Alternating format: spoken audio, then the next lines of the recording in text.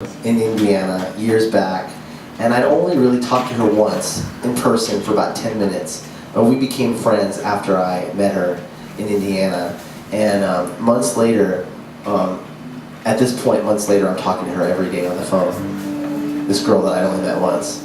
And I'm driving across the country to do this tour. I lived in LA, so I was driving across the country. I'm in Kansas. I'm in the middle of nowhere, Kansas, otherwise known as Kansas. And my car breaks down, and my engine had failed, and I was stranded. And I let her know, just casually, hey, I'm stuck. This is what's going on. And she called me back a little later, and she said, I've got it figured out.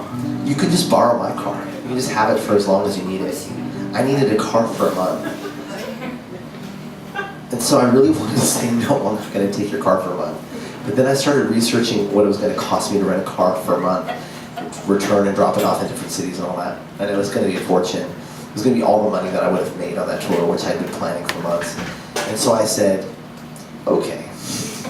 And I rented a car to get to Indiana, dropped that one off, met her mom, her brother, and her at her house, and just, hey, no big deal, I'm just here to take your car, I'm not going to kill you or anything. Hey, you can trust me, I'm a musician, it's cool. And I took her car for a month. And so when I was out on the road, I'm thinking, man, who does that? Like, that's so selfless. And so I started working on a song, and by the time I got back to Indiana, I got to play her the song, which I'll play for you now. But that was kind of it. I just hung out with her that weekend and got to spend a little bit more time. And then I was back in California, she was in Indiana, we continued to be friends and talked, and then I'd be back in Indiana, and she came out to visit me in California.